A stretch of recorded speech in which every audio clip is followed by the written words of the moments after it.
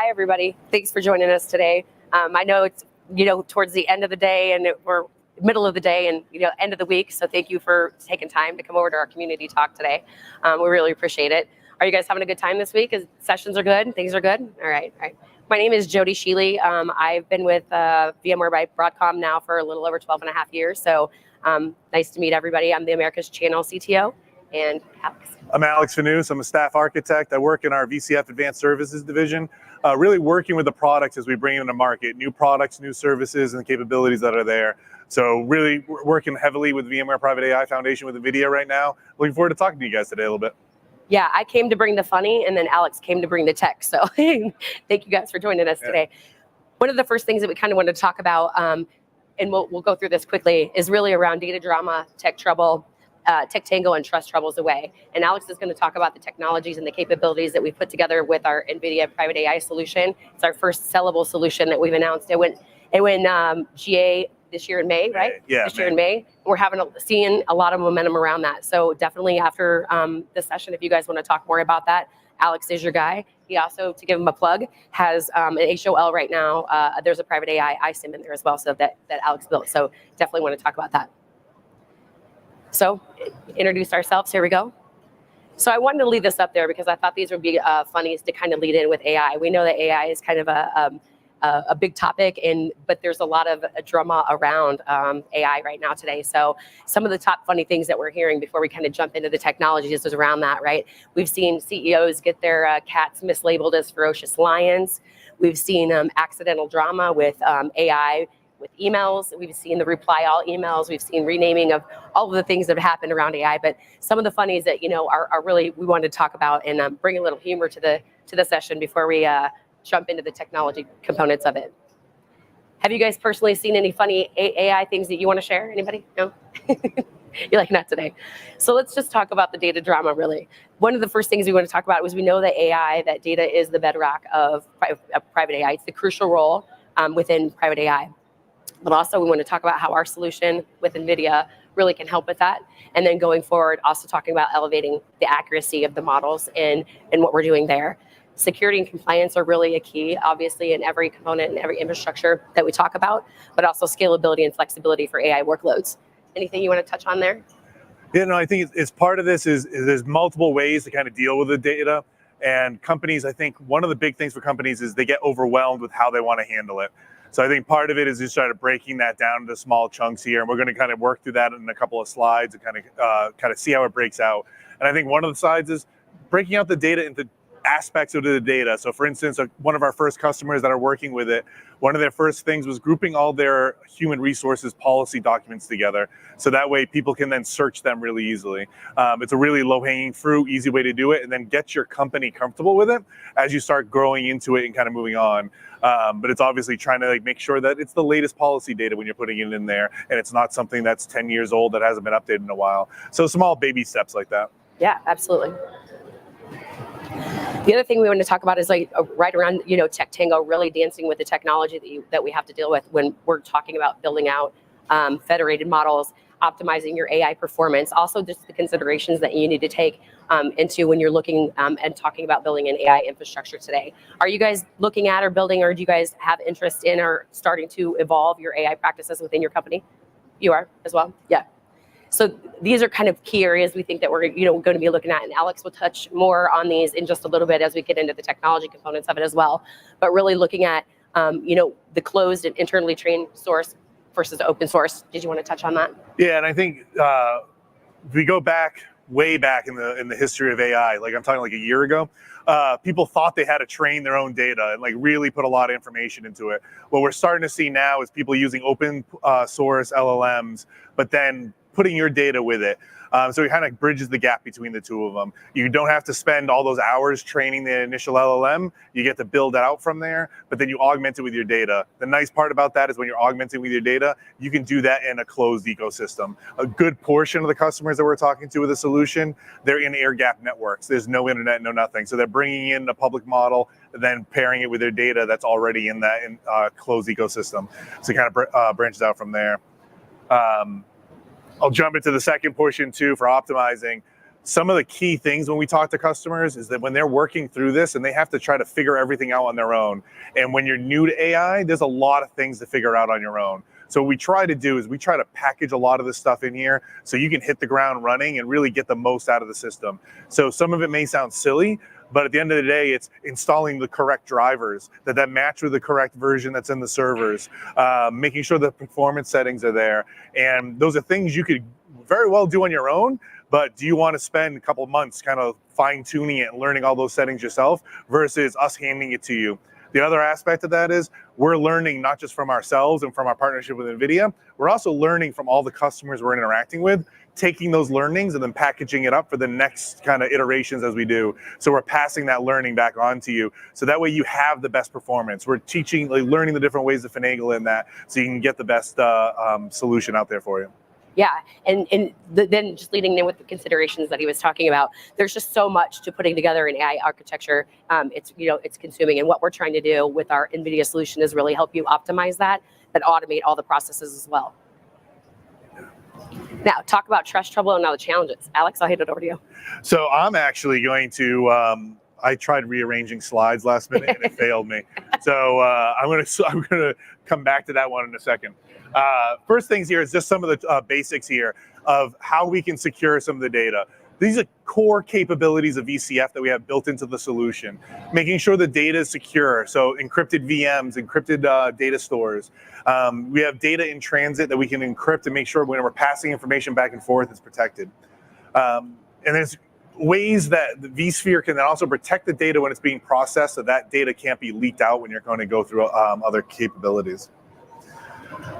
And then we start talking about some of the myths. I probably should have done a build out slide here, but some of the myths that we keep on hearing over and over again are these ideas that AI is so unique and it's so different that it has to have something completely different that you've never done before in order to actually leverage AI.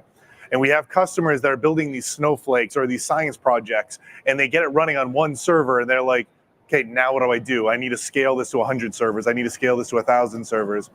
If you take a step back, AI is just another workload. It needs compute. It needs resources. It needs, memory. It needs storage. It just happens to also need a GPU right now. So we can package that up in vSphere, make it into a format that you can then iterate on. And what we really help here is operationalizing the capabilities so that way you can then just scale.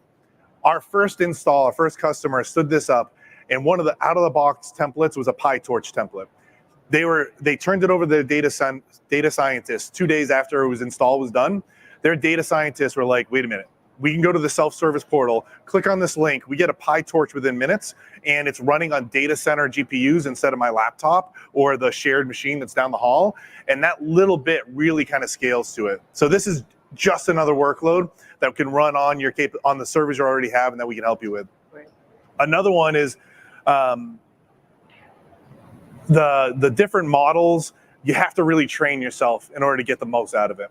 And the truth is, what we're seeing more and more in the market right now is you're using an open source model, but you're pairing it with your data. We'll talk more about that in a few slides, but that's RAG, Retrieval Augmented Generation. And that's really where you're pairing your data with the capabilities of that open source. The open source model kind of tells you how it's going to respond, what the information is, how verbose it's going to be, whereas your data is what the actual model's replying to. And then the last one is AI can run anywhere. Now, true, AI can run everywhere, but what you really need to start thinking about is where's your data located? If your data is located on-prem, do you want to be running your AI workloads in a cloud where it has to come back over your network, your VPN, whatever that connection is to access that data and kind of sort through it? So it's kind of different ways of that. Customers are more and more saying, we want the AI apps to run closer to our data because that's what we're trying to leverage in mind. And then from there can move out what that is as you refine your data and kind of move on. Yeah, no, same, yeah. So one of the things here kind of talking through is the knowledge of LLMs in that, one, they're not always right. We refer to that as hallucinating, and sometimes they can hallucinate and they can be very confident in their hallucination. So when we start talking about this, we want to try to figure out ways to help with that. And as a side note there, it's kind of funny when you start doing this, some blogs and articles out there about how you can talk to the LLMs, and it's kind of like, I liken it to talking to an intern, where you're giving it very specific information, and some of the things that help out is just telling it, you're a good LLM. You're going to give me a good answer. And it's okay if you can't give me a good answer. And your accuracy actually starts to go increasing in that, and work through there. One of the other big aspects of this is an LLM is only as smart as the day it was trained. So you take that off, it was trained a year ago, it doesn't know anything in the last year. So if you think about internally, VMware, there's a lot of stuff that's happened in the last year. A lot of renaming of products, a lot of things moving on, and maybe it doesn't really know what that is because it was trained before that. So what we can do then is start working with the capabilities of giving it the data so we can know what was the up-to-date information. I think Chris used a good example when he was talking about we were training our models internally, and then because we're famous for our name changes a lot, when we were training one of the models, they were trying to get a KB article created based off of VCF automation. Yeah. Is it VCF automation? And but they didn't have the name VCF automation at the time. It was previously called ARIA automation, so the model didn't know how to retrieve that information because of the data. And just small things like that really count up. The last part is traceability. When you ask a normal LLM, it doesn't tell you where it got the information, it just tells you the information. When we start talking about a RAG, retrieval augmented generation, it's going to start then giving you links. This is where I got the information from, this Confluence page if it's internal, this external website, or these PDFs, these work documents. That's going to help give you that confidence. And I use it personally, internally, when I'm talking to customers. I can search, and internally our RAG, I can search for just externally available information, or both internally and externally, but then I can grab that link and then send it to a customer, so then I don't have to go just search through all those myself. So when we look through this, the first thing we were doing about a year ago, maybe two, was really prompt engineering, really telling it everything you wanted to do, giving it as much information, building out these huge prompts in order to make the LLM smarter and give us a better response. Then that kind of moved to this fine tuning. You took an LLM, you trained it with your own data. Now, you fine tune, it's still using a lot of GPUs to do this, and it still takes time to do it. So you throw 30, 40 GPUs at it, you let it run for some number of hours, and then you come back and use it. The benefit of retrieval augmented generation is this capability that when we're looking at this, it's searching all the documents you've given it. So the documents, you import the documents into the RAG, it gets put into a PG vector database. From there, we search the PG vector database, and then it then takes the results and gives that as the enriched prompt for you. And that could be, here's 3 or 4 PDFs. When I was talking about earlier with the bank that we were talking with, they take the policy, the HR documents, here's the relevant PTO policy. Let me take that policy, give it to the LLM. The LLM can then say, okay, how much PTO do I have a year? We can reference that PDF document, reference the wording in there, and give you the response, even though it wasn't trained on that document, it wasn't trained on PTO schedules and things like that. So it gives you that capability of expanding back out. And then I want to kind of take this back a step. I think, again, everybody looks at AI, they think it's some amazing thing, and it is, but they get overwhelmed with it. And one of it is, it doesn't have to be everything all at once. You can take small baby steps. This is a slide that we've pulled together from a bunch of healthcare customers that we've talked to. Now, when I say healthcare, a lot of people start thinking, oh, healthcare, we're talking about diagnosing cancer. We're looking about finding issues, helping people figure out what's wrong with them. And at the end of the day, what the companies are really doing is basic kind of capabilities. It's running a business. It's, do I have enough nurses to meet my patients? And this is one of the customers we talked to. We're at hospice. They're traveling around to different homes. Can we handle that schedule? Does that all look right? Small things like, where are we for the next week, and how do our business compare to other regions? Things that, like I said, it's in healthcare, but it's not necessarily super specific. These are data that basic LLM can help you work through. A nurse going into a visit, give me an overview of what this patient is. Instead of me looking through the charts and maybe bouncing through a couple different screens, it can give you a summary of, here's the patient, the last time you talked to them, they have a dog, here's the dog's name. You go through the back door or you go through the side door, a little tiny information when you're approaching their house, so we can get that. So you can spend more time with your patient, engaging with that patient. Same concept when we're talking about call center. Call center, you call up, and you don't want to be talking to them and walking through the, how to reboot a phone or what's wrong with your access to your account. You want to connect with that customer, engage with that customer, and then have an AI system feeding you prompts. Okay, here's what happened on their last bill. Here's why it's different. Instead of you saying, hold on, pause, let me go over here for 5-10 minutes while I research everything and come back to you. And the last one for the healthcare here is these virtual visits. The need to triage, the need to say, okay, something's happening, what do I need to do? What are the next steps? And this can kind of go from some basic things of just like, how serious is it? Do I need to send somebody to somebody that's a virtual appointment? Or do I actually need to have somebody go to that room or go to that house? And again, here's where emotions are really high. So you want that person focused on the conversation, focused on engaging with the person and working through it versus the details of some of the concepts that are there. So one of the things I would challenge you is like, don't try to bite off too much when you're doing your AI projects. Try to figure out something that's easy to implement, get some wins, and then you can build on those wins as you kind of get out there. And the more you can contain that data set that you're getting, the more you can then build off that data set and then know what you need to do when you get into a bigger data set versus trying to attack everything that's out there.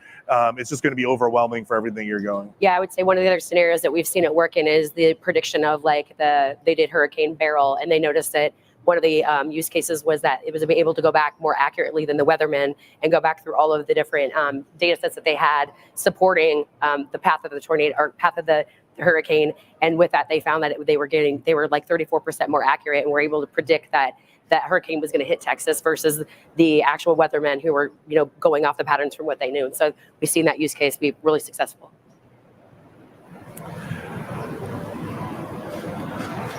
Then you want to kick us off here? Or? Yeah, let's go. So again, thank you guys for coming and talking to us today. We wanted to, it's only 25 minutes, but we wanted to make sure that we kind of touched a little bit on data, what you're going to do with the technology, what we're doing today with the technology, and also about trust as well. Some of the things we wanted to cover is what, a little bit what we're doing, the use cases and scenarios with what we're doing today with NVIDIA and our solution, our only sellable solution right now for private AI, but also the complexities and AI techs, like you said, building upon it, understanding what you're doing when you're building inferencing and when you're talking about RAG and all the other things from AI. Yeah. And like I said, I think my takeaways and my call to action here would be like, use the information we're providing to you. There is a hands-on labs that'll walk through simulation so you can get comfortable with those capabilities are. We have some videos on our website, PDFs you can read through. And when you're looking at this, like I said, low-hanging fruit, keep it simple. Don't try to take on too much. It's easier to start off with something, build on it, and then iterate out into add more to it and take on different capabilities. It's easy to get overwhelmed if you start trying to attack too much data at the same time, try to go through. I think another aspect of this that we didn't talk about is too, it's working through their AI policies and procedures. U.S. Senate Federal Credit Union, that's one of our first customers they talked through, and they have an internal group that is across a couple different groups, so they can actually look through what the policies are, what the risk is, where your data is, where the data is going, and they do things with the technology at hand where they can put a firewall around these capabilities to make sure nothing's leaking out. They're comfortable with where that data is, so they can interact with it. And by taking what's a public source LLM that can be a little scary to some people, you can put safeguards around it to make sure that it's protected, it's not leaking data out, but then gives you that capability so you can get people on board and start using it and then learning from that so you can keep on iterating and just iterating fast as you can. Yeah, and if you're starting from scratch and with private AI and you're leveraging our solutions, not to scare you, but we do have a VMware validated solution that's out there right now. It's a little heavy in page numbers. It's around 90 pages, but it really does help you walk through and start with a foundation and build upon that so you actually have a validated solution on our platform. Yeah, and these are some areas that are out there that you can kind of go through from our websites and that you can kind of key off of I assume these slides will get shared. You can kind of go through. These are all clickable links, so you can kind of look through and kind of jump into the more of the information that's out there. Thank you guys very much. I know it's coming right up to the end of time, so thank you guys so much for joining us today. Thank you.